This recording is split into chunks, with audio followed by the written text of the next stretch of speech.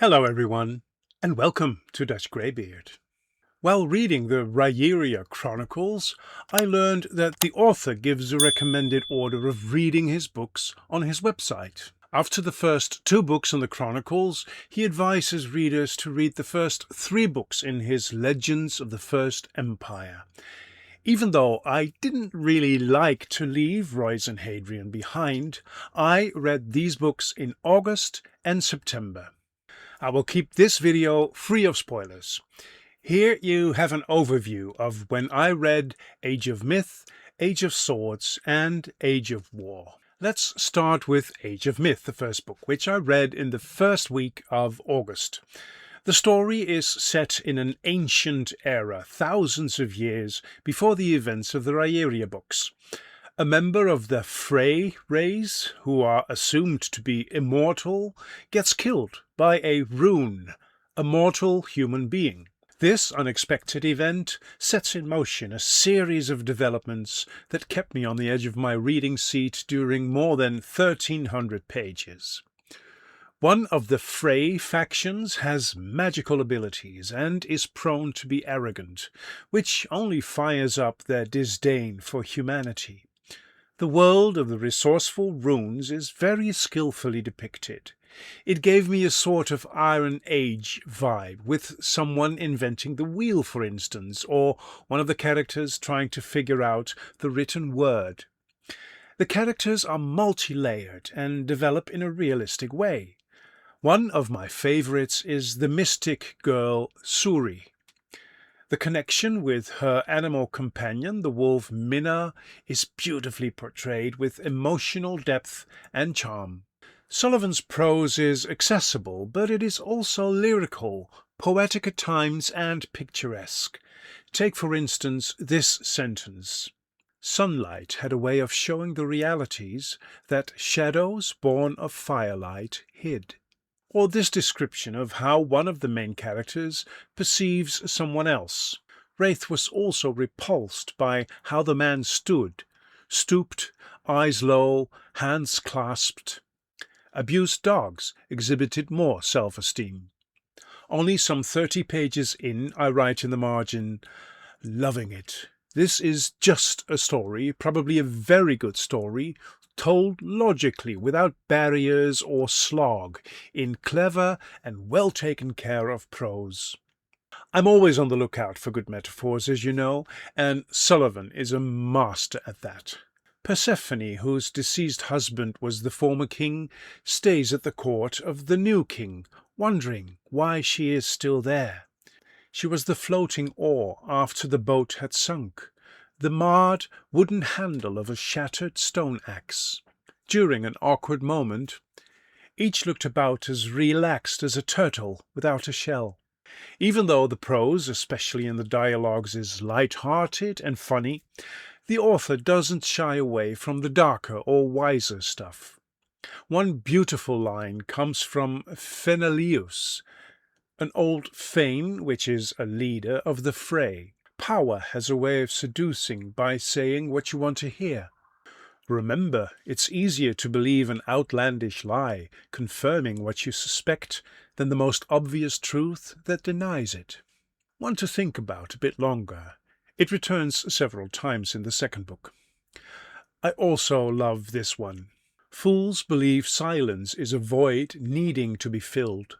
The wise understand there is no such thing as silence. Wraith, who is one of those characters that goes through major changes throughout the books, feels lost at some point in the story. He had 100 potential directions, a multitude of choices, and the enormity of the options left him paralyzed. Freedom, he discovered, had built a greater prison than his family or clan had. Another beautiful theme is this recurring question and answer between Suri and Arion. You sure? Pretty sure. This occurs in all three books in a developing way. It becomes very powerful after a couple of times. At the beginning, Arion confirms Suri's question, but at some point in the stories their roles change, and it is Arion now who asks Suri if she's sure. Suri has grown up in nature and is not altogether used to how humans interact. She doesn't understand why people often state the obvious in the form of a question.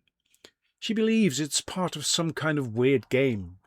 Throughout the book, this becomes funnier with each time. Persephone sees Suri again after she had been presumed dead. She exclaims, "You're alive! You have black hair," the mystic replied. "But I'm not in the mood for games just now." I had gathered from other readers that the legends of the First Empire couldn't truly compare with the Rhaeria revelations. Apparently that was also something the writer himself worried about. In his foreword of the second book, Age of Swords, he is thankful for the praise Age of Myth had received. He writes, "So thank you for assuaging my fears about not being able to write anything that didn't have Royce and Hadrian in it. First, as a quick reminder, these were the ratings I gave the Revelations, which I read as a trilogy. I gave Age of Myth 92 points out of 100, which is even slightly higher than the first book in the Revelations. At the end of some of the chapters, I write enthusiastic notes, like this one. What a great writer Sullivan is. I learn to appreciate him more and more.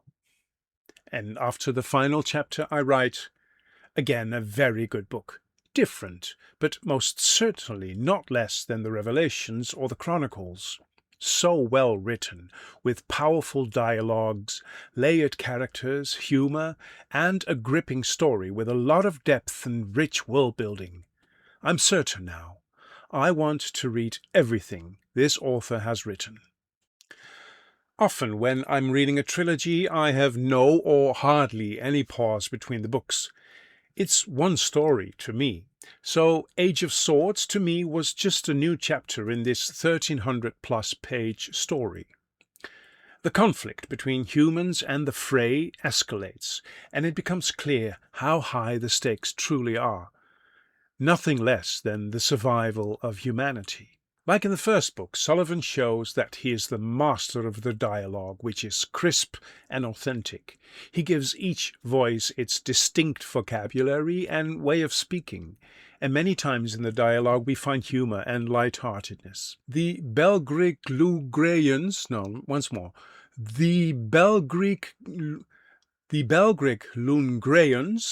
find the name Dergs, which the Fae use of their kind, offensive. Because their name is very hard to say, Persephone decides to call them dwarves. The Belgriglungreans call the Frey elves. So in a way, we are part of a story from before dwarves and elves got the names we are so used to by now. Here's a funny dialogue between two dwarves. "I was busy trying to remove a pebble from my boot." "Careful, it might be your brain. If you toss it away, then, well, now that I think of it, we likely wouldn't notice any difference, so go ahead." Sometimes the intended humour doesn't really work for me. When someone tries to name the dwarf's true species name in vain and comes up with bells, the dwarfs reply, "We don't jingle." To me, that's a lame kind of humour Sullivan could have left out. Even though the magic in the story is not a so-called hard magic system, it intrigues me in a more spiritual way. Arion, one of the Fray, explains how it works. Thing is, everyone is capable of using the art in the same way that everyone can draw, but not all drawing is considered art. Magic is merely another word for, "I don't know how you did that."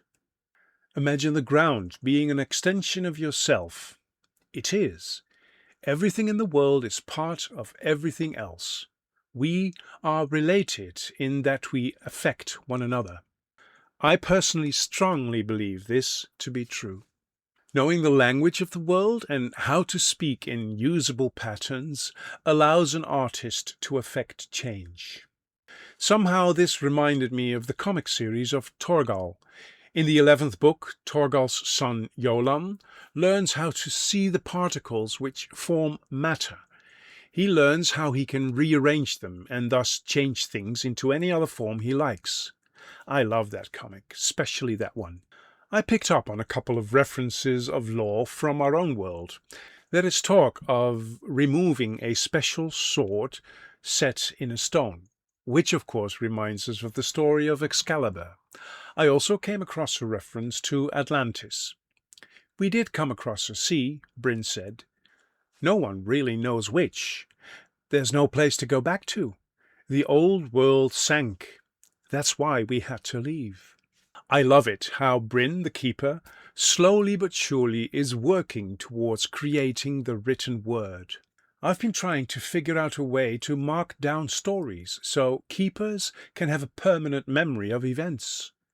There was a legend that keepers didn't simply memorize stories, but inherited the spirits of the keepers who's come before. That's beautiful. Suri's powers develop, but she doesn't really want them. They complicate her serene life with and within nature. Somewhere Arian says, "It's a rare gift, being able to shun power." She praises Suri's gift. "Suri, you're a natural artist. You were born more in tune with the natural world than I could hope to achieve if I live another 2,000 years. You're a natural conduit."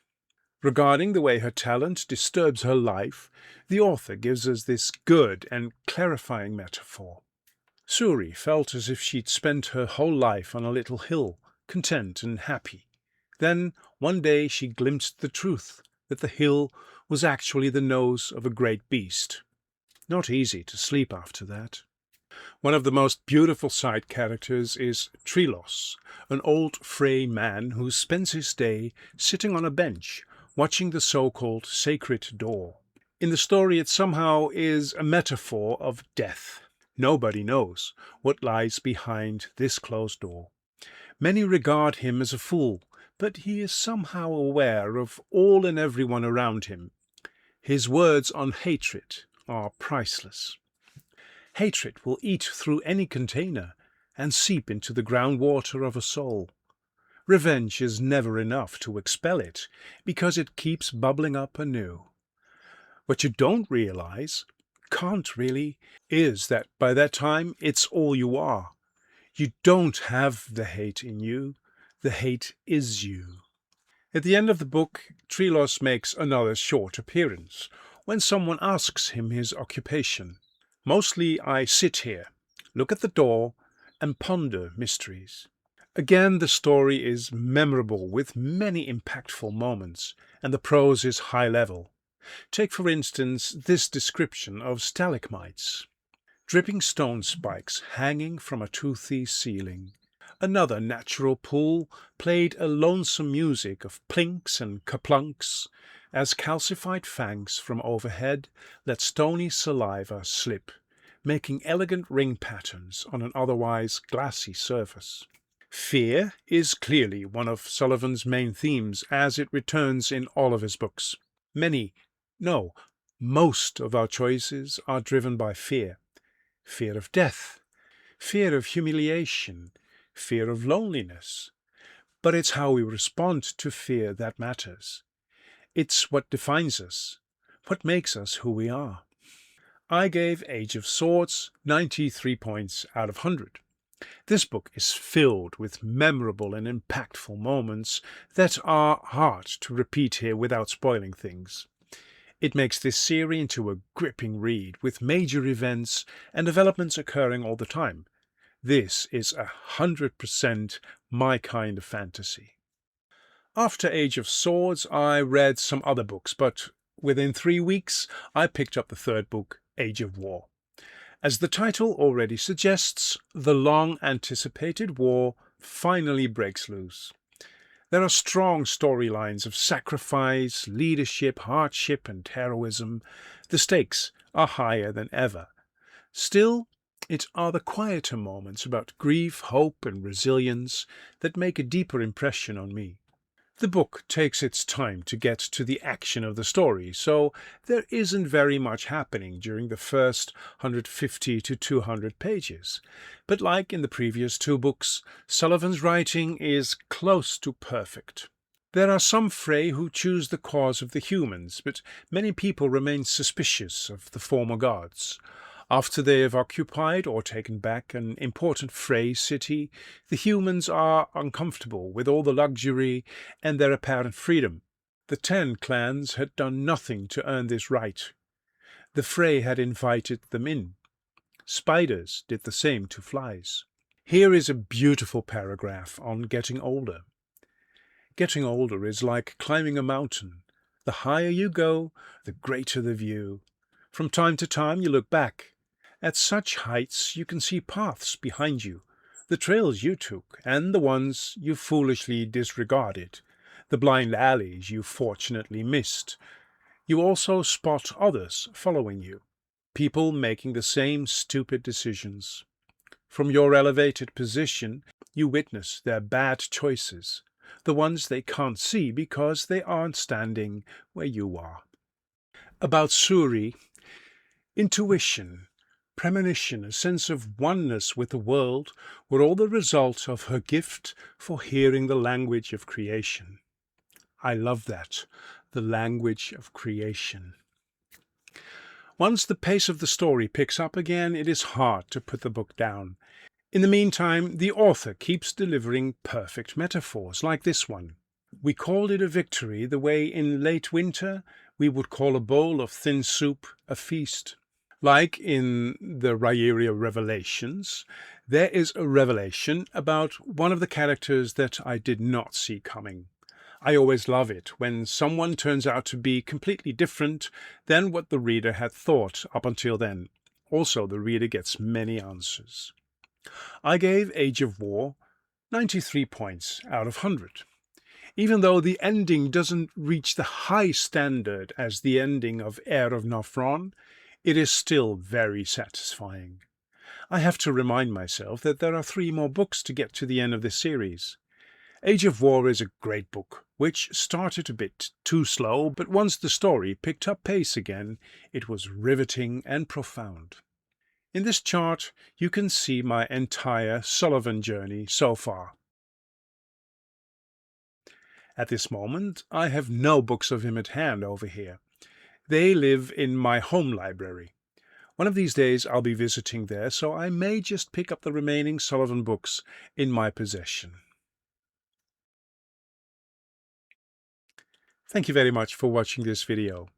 Until we meet again at Dutch Greybeard.